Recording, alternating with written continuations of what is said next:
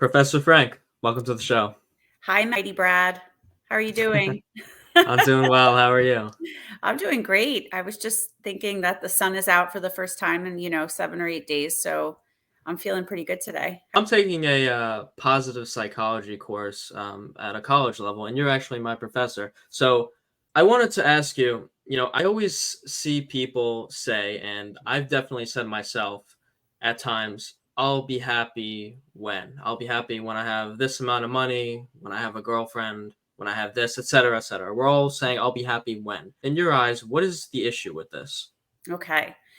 That's a really good opening question. So there are a lot of things around that thought process that lead us to be less than as happy as we want to be, or I would, for lack of better words, unhappy, right? All of those examples that you gave, having a girlfriend, making more money. I'll be happy when I get promoted. I'll be happy when I graduate college. I'll be happy when I get that car or when I have those kids or whatever it may be. All of those are circumstances. Okay. And when we equate our happiness to circumstances, we end up feeling oftentimes a lack of happiness, a lack of joy, a lack of meaning. And why is that?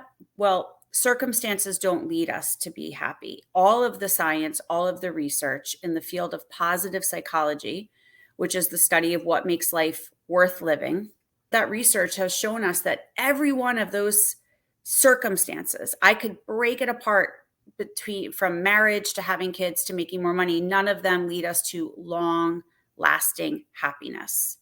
So they boost your happiness, if you will. They give you a temporary, let's say, lift, but because of something called hedonic adaptation, you will always adapt to your circumstances.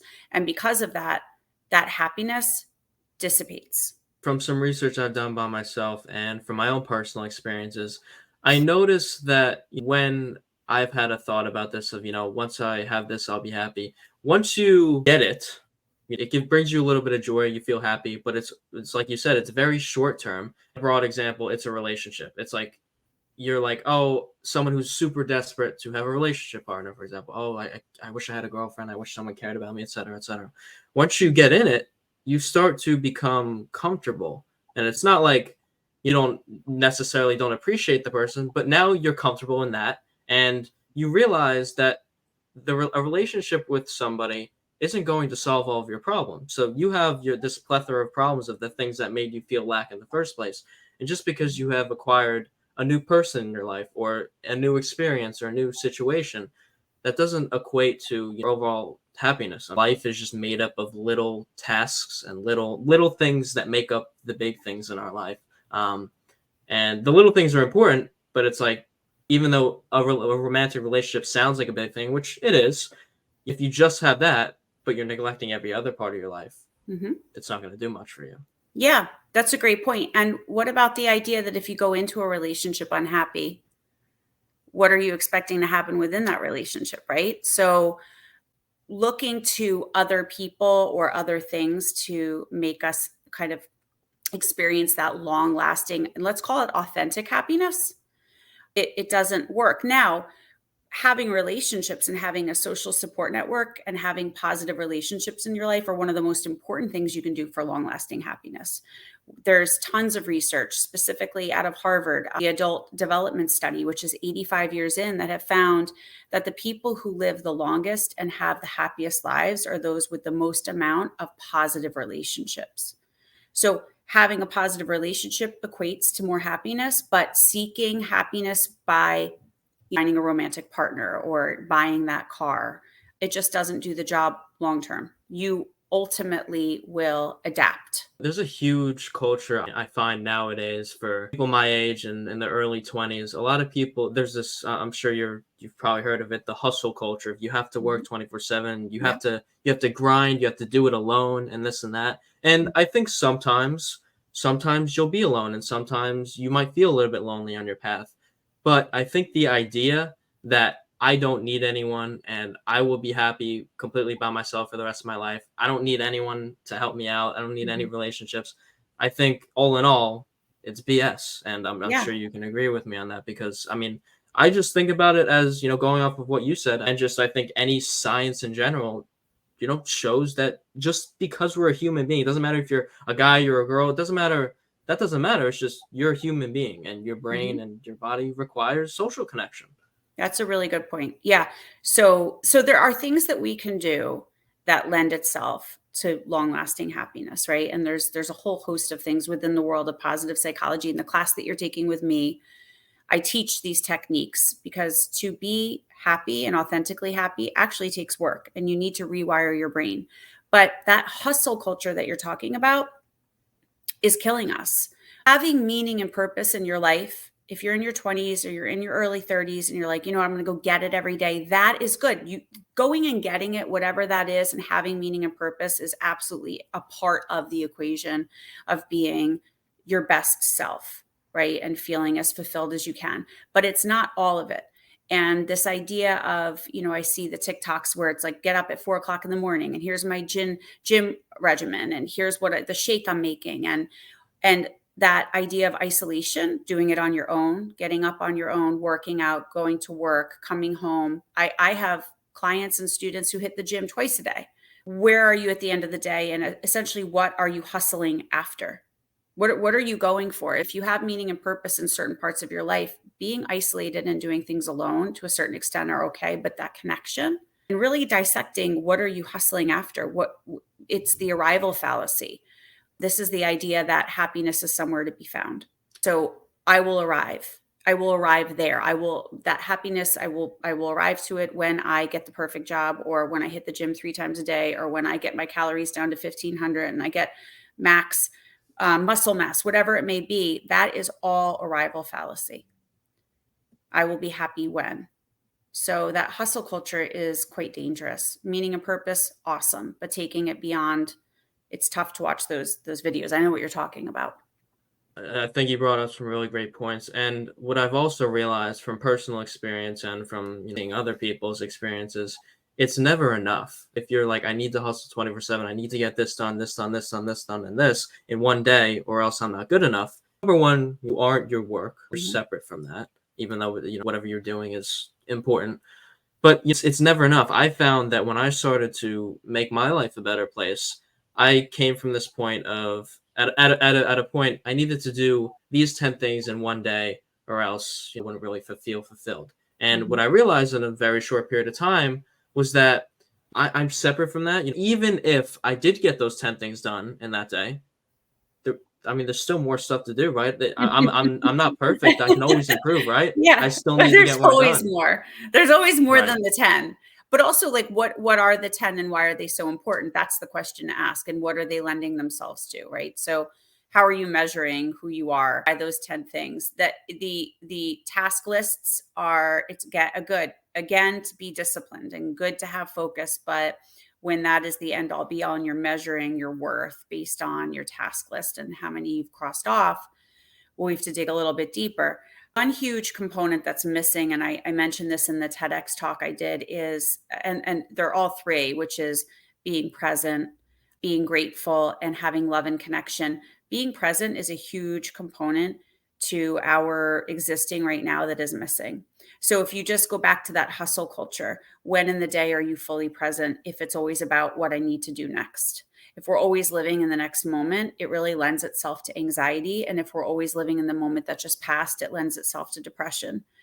Living in the current moment, focusing on what's happening here and now, is a skill set and a practice that is not very popular. And it is the thing that leads to a lot more happiness, just being in the moment. So, an example would be this podcast that we're doing right now, always thinking about what the next thing is that I'm going to say, right? Or thinking about how I don't have food in the refrigerator to make for dinner, how the dog might bark. I'm not fully present. So it's a skill set and a practice of being present with someone. And the hustle culture does not lend itself to presence. And the second is gratitude. That is a skill set that also takes work. And the idea, some people think, well, I need to, when I practice gratitude, it has to be for huge, grand things. It doesn't. I could sit here and say, I'm really grateful that I have this really comfortable couch to sit on because my back is hurting today.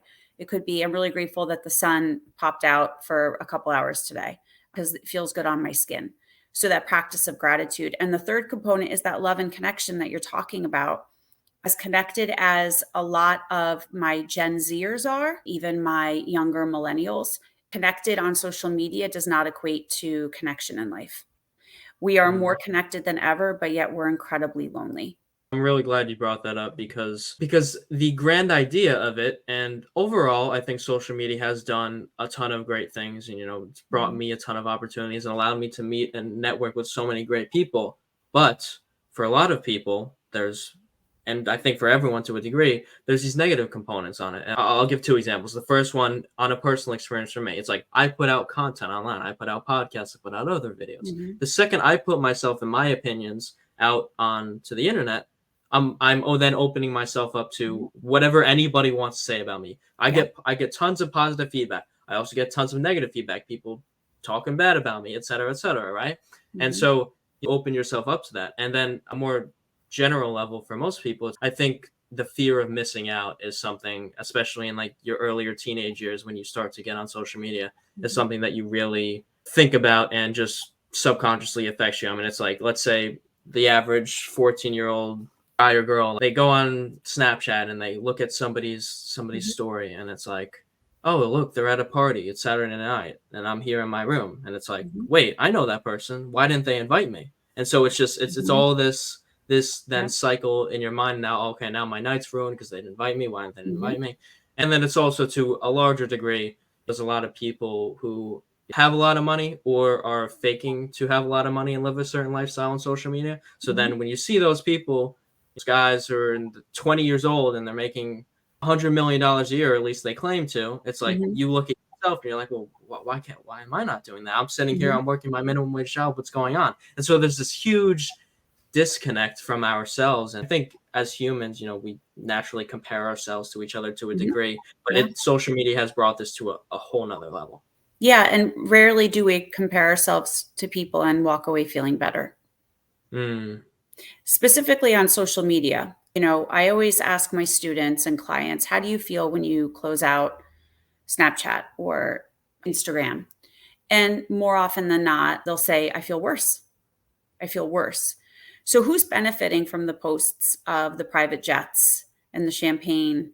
Individuals who don't have it, right? If they're comparing themselves, so, well, like, look at me, here I am sitting here and I've got a used 2006 car and I'm making, as you put it, minimum wage. Or the individual who posts the picture, right? So how much energy did that take, and what is that doing for them, and how are they measuring their happiness?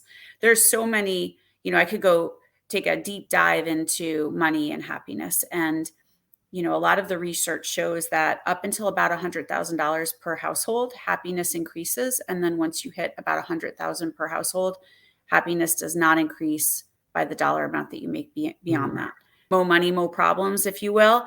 The amount of money that you have and what you have outside of yourself, again, temporary fixes, but all the research shows, it doesn't necessarily equate to that authentic happiness. So who walks away happier with those posts? I don't know. right. Comparison rarely works in our favor. Think it takes a conscious effort to compare in a positive way. A really basic example of, you're new in the gym and you either want to lose weight or you want to gain weight, gain muscle, whatever. Right? You think you're too skinny or you think you're too fat. Right. You see a guy who looks like he has the physique that you want.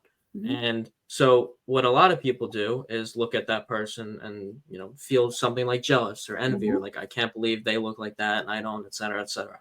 mhm, Whereas, I urge people to, because, I used to think like that, but, to urge people to take a step back and look at the situation a little bit differently. And you see that guy with that physique, this guy is probably in the gym all the time, probably loves mhm, working out, knows so much information. If instead of just feeling envy and then maybe, turning to your friend and like talking bad about him or something, instead of that, you think, wait, this guy probably had. What if I just walk up to this guy, introduce myself, and say, hey, I really like your physique. How long have you been in the gym? What are the best exercises? And you know, 99% of the 99% of the time, this guy is going to be thrilled to share that information with you because mhm, he has a great physique. He obviously spends a lot of time here, knows a lot. So it's like, the automatic thing is, oh no, they're on steroids, this and that. But if you just go, we have a I think just the fear of just walking up to people is also another thing. I mean, I used to be super socially anxious and I couldn't talk to anyone. But it's of course easier said than done. But the small advice for that is realizing that, all in all, life isn't really that serious. And it's like let's say you do go up to someone and they don't want to talk to you. Mhm. That's the worst thing that happens. They don't want to talk to you. You don't talk to them. And it's Right. like, the world doesn't end. Right. And also, I like your point about that, but looking at people and remembering that you're probably a lot more similar than you are different, and trying to find similarities rather than differences, right? So that guy with the physique at the gym, well, he started somewhere. He was similar to me probably at some point, didn't know who to ask. There's always more similarities than there are differences. And when you communicate with people and you really connect, that's when you begin to see that. We immediately see differences. We're very quick with categorizing people. It's part of human nature. We have to take in so much information every day. We meet, if you leave your house or even if you're online, it could be thousands of people that you are exposed to. How do you make sense of who you're exposed to? Well, you put them into categories. We do this subconsciously. This is how we make sense of all the information in our world. So quickly you see a guy at the gym, he's totally jacked. And what category do you put him in? So like you said, you could say, oh, well, he does steroids and he's probably not going to be really that nice. And he's not going to be open to want to talk to me. And he thinks he's better than everyone. Or where are the similarities? Well, he started like me at one point. I wonder who his mentor was. I wonder who taught him, right? So we're quick to see differences and we equate those differences often to dislike. Categorizing, right? Like, oh, that person's similar to me or that person's different than me. And how do you know that? Conversation connection is so important. You mentioned putting your stuff out there online, and when you open yourself up to the compliments, you also open yourself up to the insults. There's a sense of vulnerability that comes with that. You cannot connect with people without practicing vulnerability, allowing yourself to be seen and allowing yourself to be seen for who you really are and not need to mask that or numb that or hide that. So, being vulnerable for you, Brad, could be putting up some of your podcasts and some of your work and saying, you know what, hopefully this lends itself to a lot more connection than it does to people trying to take me down. But you can't make connection that's true without vulnerability. So, I want to go back to that guy that's jacked at the gym. Vulnerability is exactly what you just said. Hey, I just wanted to say, like, I admire like your physique. You look like you work out really hard. Would you mind sharing with me? Because I'm not really familiar with how to get there. That's vulnerability. That's me saying, I don't really know. You probably do. Will you share? Everyone starts from a different point. I have a friend, for example, who grew up pretty confident. And, he was always able to talk to Mm-hmm. people. I wasn't, and I had to develop that, and I know a lot of other people do too. But it's a skill that is well worth developing because networking and just human connection in general essential to us flourishing. And yeah, vulnerability on a big and a small scale. I come to realize that you know there's also, different levels of vulnerability, I guess you could put it as like, Mm-hmm. you don't have to share your deepest, darkest secrets or whatever, however you Right. want to label it with people. But also, with close connections, for example, it's like nobody can really know the real you unless you open up and share those parts about yourself that maybe you don't really feel that comfortable sharing, or you don't, so you might think, oh, sharing that with someone is going to make them think differently of me. Mm-hmm. And I think that can be sometimes a telling factor as to whether somebody is meant to be in a close relationship with you, whether it's romantic or just a friendship. Like if you say something that happened 5 years ago and they think about you differently, now they don't want to hang out with you anymore, like, okay, they're probably not Mm-hmm. your real friend, etc., etc. Like romantic relationships, for me personally, I'm still working on. I have found in the progress that I have made, this opens up to people really knowing the real you and gaining the deepest connection possible with someone, because without that vulnerability, it's like they're only going to know the surface level of you. Like, yeah, I know Yep. Brad has a podcast, and I know Brad goes to school, and I know he goes. It's like Mm-hmm. yeah, cool. Like that's essential information just about my life in general. But everybody has a deeper and deeper and deeper level of themselves, and I think most of us don't really share that with people, even if we are close with them. Yeah. Yeah, you hit the nail on the head with the vulnerability component. And and connection. Interestingly enough, when you think about vulnerability and sharing parts of yourself with people, it's important to choose who has earned the right to your story, who has earned the right to for me to be vulnerable with them. Like you said, it's not just going to be everyone. They walk around saying, I want connection, so let me tell you everything about myself, but rather who's earned that right? Who do I feel safe with? Who, it may be one person, it may be five, it may be a handful of people who's earned the right to that story. And also, when we talk about vulnerability and being vulnerable with others, we start with being vulnerable with ourselves. And that looks like you really knowing and accepting who you are and not numbing. Numbing would be drinking, drugs, shopping, any sort of distraction from who I really am. Another would be denial or ignoring. We also suffer from this thing I call it the disease of busyness. In order to avoid being vulnerable with how we're really feeling about our life and who we really are, we stay incredibly busy because that's a constant distraction outside of ourselves. So I find people cannot be vulnerable with others and have real connection until they begin the practice of vulnerability with themselves. And that looks like me tapping into how I'm feeling right now, where I'm at in my life. Am I happy with who I am? What am I proud of? What are my strengths? What are the things I need to work on? And how do I really feel about everything? That takes a sense of emotional intelligence to really be able to tap in to understand how you're feeling about every moment in your life. Not that you have to like dissect every moment, but having a general understanding of, this is an area I need to work on, or this is something I really don't feel comfortable with, or this is a relationship that really makes me unhappy. It's the beginning of vulnerability.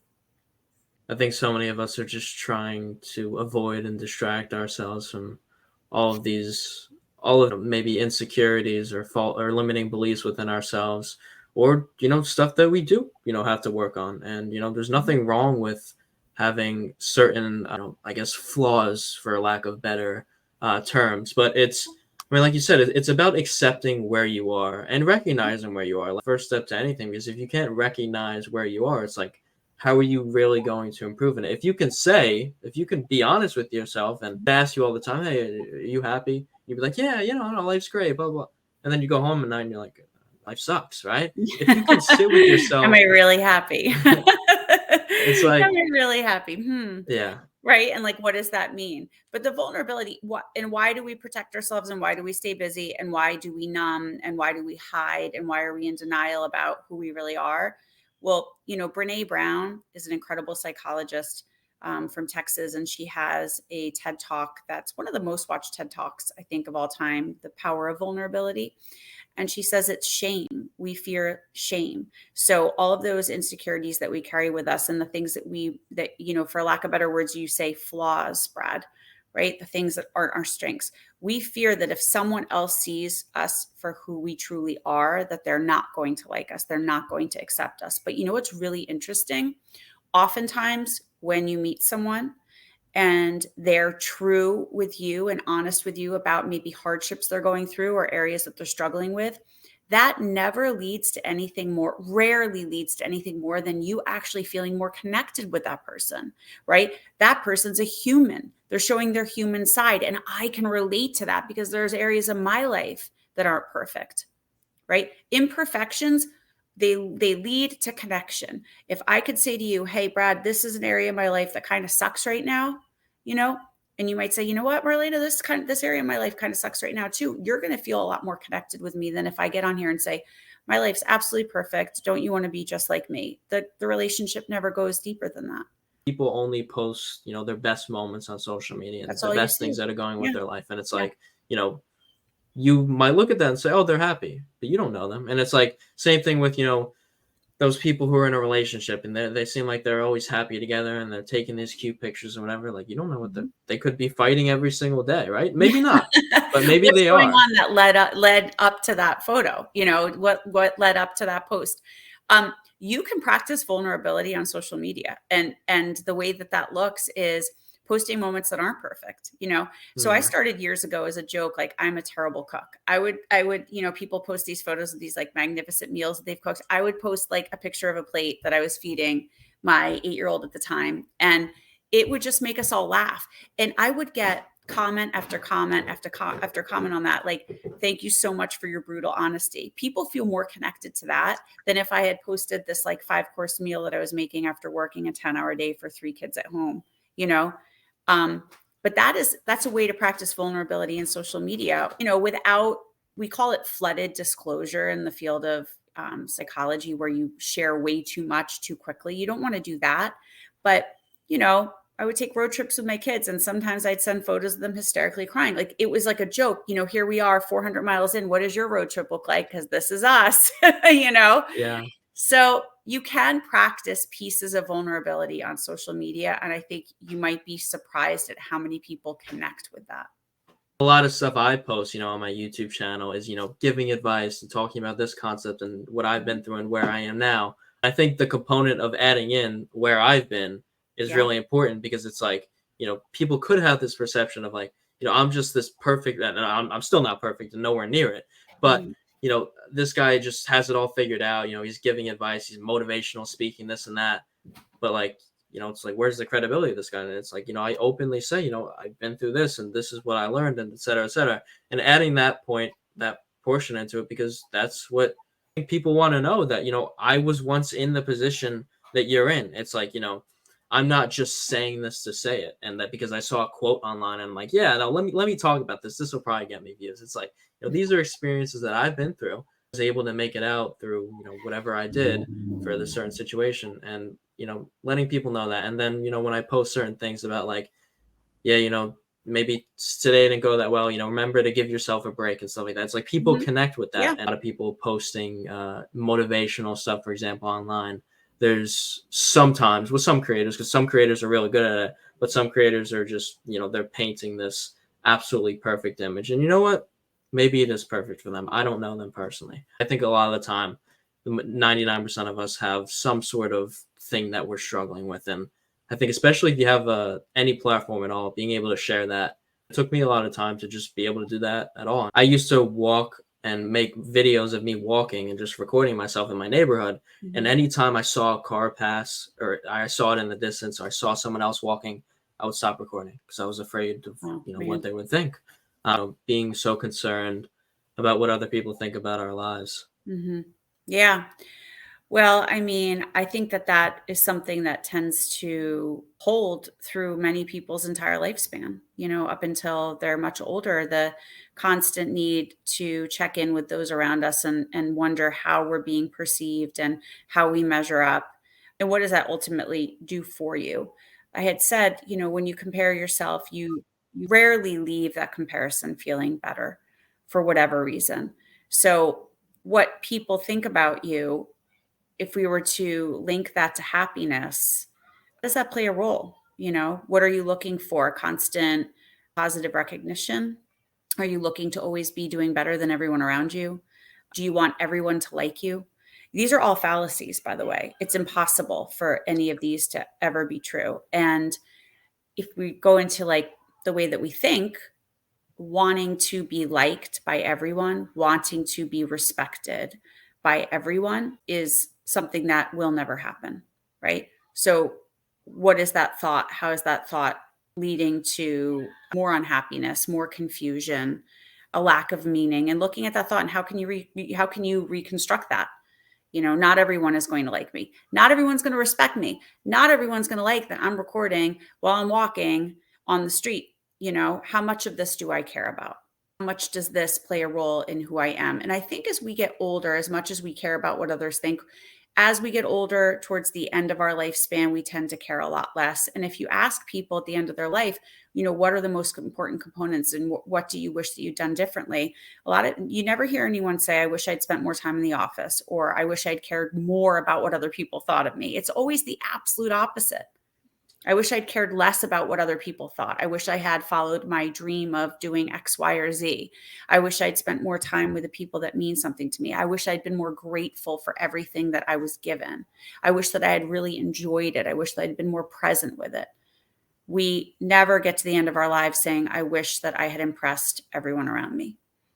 I think the idea of thinking about death in a healthy way can be beneficial. And, it's not thinking about death and it's like, I'm going to die one day. I can't Mm-hmm. believe this is going to end, et Yeah. cetera, et cetera. Of course, acknowledging that, but, it's thinking about death in the sense of, one day I'm not going to be here anymore. So it's like, why am I taking this so seriously? Why do I care so much about what John thinks about me? I mean, John's not living my life. He has his own life. He has his own passions, his own motivations, his own drives, whatever he Mm-hmm. wants to accomplish, and mine are separate than his. And he's telling me I can't.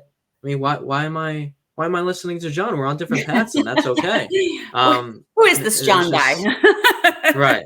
Right. And So, John yeah. could be this random guy on social media, or can John could be your best friend. Where do you want to put your energy? That's the question. Where do you want to put your energy, and where is it going to serve you best? Is your energy best served at focusing on what others think about you and how others measure you? Or is your energy best put into practices that are going to make you happy in the long run? Is your energy best put into nurturing relationships that feed you? Is your energy best put into really presentizing yourself and practicing mindfulness and looking around and really living in a light of gratitude? We're all going to die. It's just, that's the truth. We're all going to be gone one day. And how you make sense of why you're here is, that's the great journey. An exercise that I do, and I believe that you did it in my class, that kind of helped make sense of that whole thing about life and death, but more importantly, who you want to be while you're here, is writing your legacy, right? So you're at your last breath of your life, and let's imagine, for whatever reason, you're 110 years old, right? So a lot of researchers and scientists say that our younger generations have a really great chance of living to like 110. So you're 110, you're taking your last breath. How do you want to be remembered? What is your legacy? And when we write that legacy out, it's a very powerful exercise because we immediately look at how I'm living right now. And I guarantee that when you write your legacy, you're not writing uh, Brad, was the center of everyone's envy.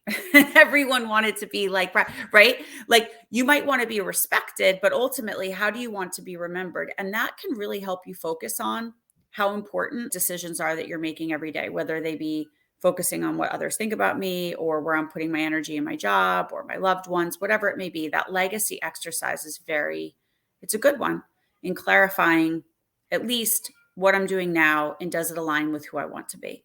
Think so much of the time we can just it's not even necessarily that we're trying to avoid it. We just don't recognize where we're going sometimes. So it's like Mhm. sometimes, we're doing a similar thing every day, but we never even took the step to take a step back and say, all right, well, wait, why am I even doing this? And Yeah. it's like once you do that, you can think to yourself, oh no, this is heading in the direction that I want to go. It's good that I'm doing this every day, or it's wait, I'm doing this every day. Oh, this is Mhm. not healthy. This is not good. I need to do it less, or I need to cut it out completely. This leads back to awareness about yourself.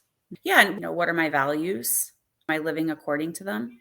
What are my strengths? That's an exercise that we do in positive psych. We take a strength measurement assessment. We find what our strengths are. There's 24 character strengths. Find out what your top 5 are, and then really take an objective perspective and look at them and say, am I using these strengths? One of them is honesty. One of them is humor. One of them is kindness. And you might look at your life and say, no, I'm really not practicing these strengths. Well, then you're not on the pathway to flourishing. Taking a second to really visit what goals you have, short-term and long-term goals. As when I work as an executive coach, one of the big questions I work with people is, what are your goals? If we're to look at you in a year from now, 3 years from now, 5 years from now, end of your life, what do you want to have accomplished? And it can take time clarifying what these goals are. And sometimes people aren't comfortable thinking about, well, end of life goals, but rather, you know what, Marlena, I'm much more comfortable looking at like where I'm going to be in 12 months. Something that I've noticed recently, and I don't know if the pandemic played a role in this or where the limitations are coming, but when I talk to, let's say, a younger generation, 18 to 25 years old, and I say, what are your dreams? There's like a long pause, and it's as if we're not spending time really constructing what our dreams look like? Who do I want to be? And if anything was possible, what does that look like? It's almost as if we're wired now for that's not possible. It's not available to me. Or what do you mean dream? Like I have students, what do you mean dream? Like what are you talking about, professor? And I sit there and I say, dream, like, your dreams, like what if anything was possible, what would you be doing? Where would you be going? That is such an important part to constructing a meaningful life, is spending time creating what if it all works out? What if it all works out? What if it all goes right? Rather than what if it all goes wrong? What if I fail? What if this doesn't, right? We don't live in the mindset naturally, what if it all goes right? And what does that look like? Like, for you, Brad, you might say, well, in 10 years, if it all goes right, it looks like this, but how much time are you spending in that mindset? I hope I I mean, don't it's lead like I hope I don't lead you to an existential crisis in this podcast. absolutely What am not. I Absolutely doing? not. No, if we can't sit down, and we don't have to have it all figured out and decide this is exactly where I want to be, but Mhm, if we can just get the brain rolling and thinking about, all right, what are the potentials for what I would like? It like maybe I want to do this, or it could be this, but it's in the similar realm.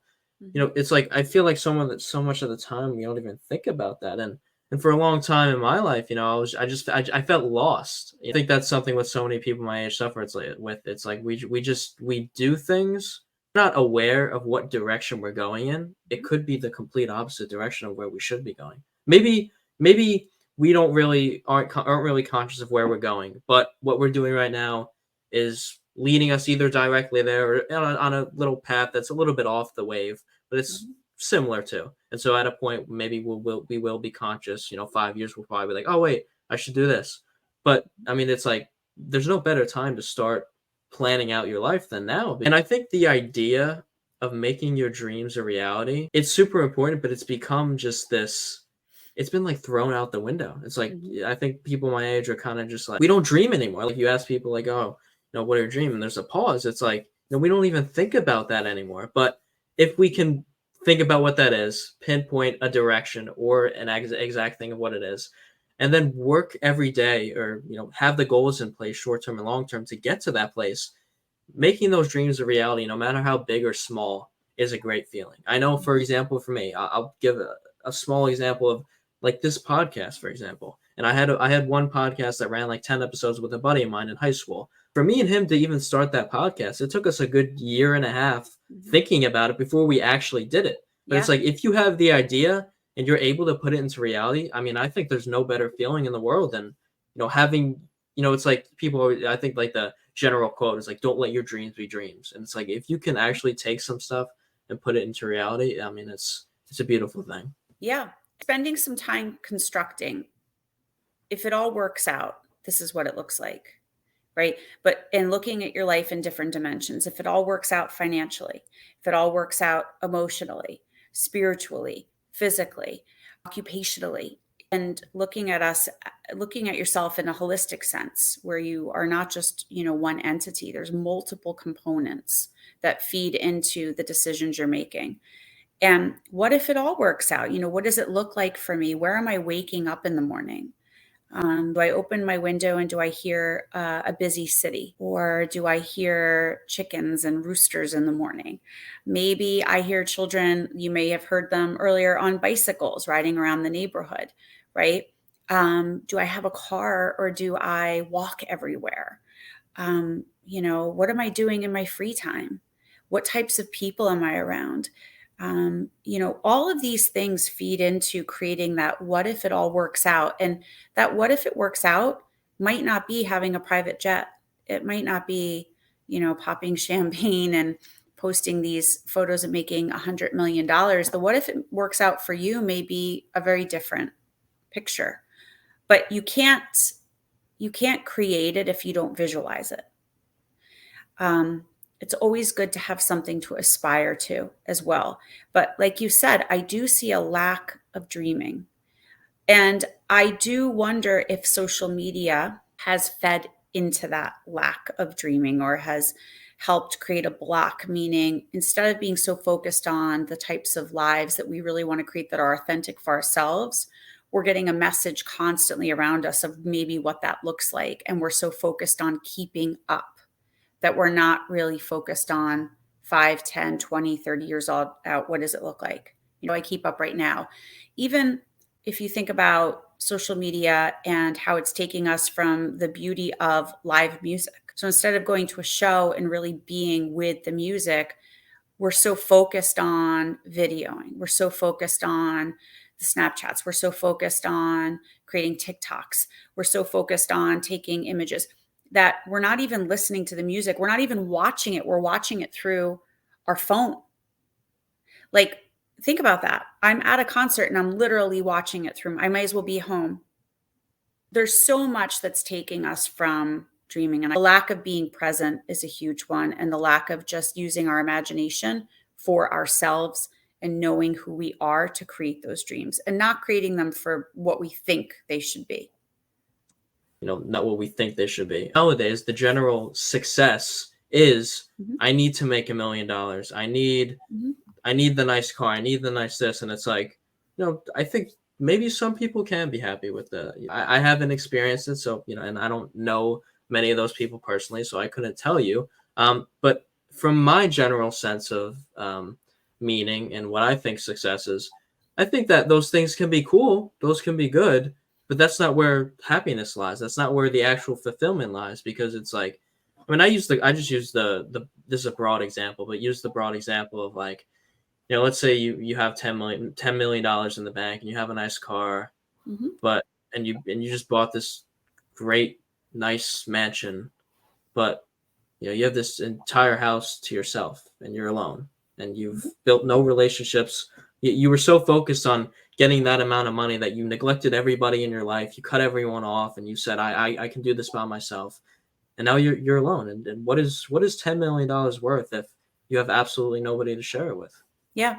So that is essentially what we used to call the midlife crisis, right? So all of a sudden you're sitting there and you're going, okay, wait, and this happens, by the way. I talk to people who are experiencing this all of the time, which is sitting there on their couch, right? And we're talking and they say, I have everything that I wanted. I have it all. I have the house. I have the vacations. I have my children going to Ivy Leagues. I have the cars. I have a 5-car garage. I have the wife, for lack of better words, or the husband or the partner. I have all of that, but I don't feel complete. I don't feel a sense of meaning. I don't feel like I'm thriving. I'm surviving. My head's above water and I have it all, but I'm not my best self. So that brings us back to how we opened up the conversation of seeking happiness through circumstances. Once our basic needs are met and we have a certain amount of money, circumstances are no longer really going to feed into long-term happiness. So the things that you can do, like I had said, was practice, writing down your legacy, looking at what your value system is, and are you living your life according to values? Just Google values list and get a PDF, print it up, and start looking at the values and circle your top 5, and then look at your life and say, like, am I living according to these? Am I living aligned with my values? Take a strength assessment, find out what your strengths are. There's great websites. I use the Values Institute of America, VIA, and you can do a free character strength assessment. Find out what your strengths are, and then look at your everyday life and are you using those strengths? Here's a great example, and I may have mentioned it in class with you. There was an individual who was bagging groceries and said, listen, I can't make a career change. I've got to make the money. This is the only job I can have, but I'm so unhappy. Did a strength assessment, found humor as one of his top strengths. And I said, are you using humor? He said, no, I'm just like bagging groceries. So what does he do? He has like a joke of the day. Every customer, a joke of the day. And he said, all of a sudden, it's making this monotonous job, this job that seems so boring. It is bringing apart a small piece of his strength to it. And that's a very simple example of how you can change your life through what we will call intentional activity. Right? Meditation and mindfulness are so important when we talk about happiness. practicing being present. If you've never meditated, you can go onto YouTube. There is incredible channels, The Honest Guys, that's the name of their channel. They have a really good meditation series. So you can start practicing with like a 10-minute focus of meditating. Gratitude journals, that's a whole nother route. I have all of you in class, 5 things you're grateful for and why. The why is really important, and do it once a week and write it down. The most powerful practice to increase happiness quickly, there's a few of them. You hear of random acts of kindness, but it's true. The science behind this is 5 random acts of kindness in one 24-hour period will up your happiness exponentially for at least 6 weeks. Okay. The other one is writing a letter to someone you have not properly thanked. So it could be like a school teacher that you had in elementary school that really made a difference, or maybe it's someone that introduced you to the idea with podcasting, Brad, or maybe it's someone who was a positive influence later in your life. Writing a letter to them to properly thank them, and then actually reading it to them in person. And that is the practice of gratitude, right? I am grateful for you, but we're taking it a step further. We're not just thinking about what we're grateful for. We're not just living in it. What are we doing? We're sharing it. We're sharing it. Verbally expressing your gratitude will make you the happiest the fastest. So it could be like, Mom, thank you so much for making this meal. It is the best meal I've had all week, and you had no idea how much I needed it. Those types of practices really change our chemistry. So the house, that's great. But maybe it's going out to the guy that's cutting your lawn, right?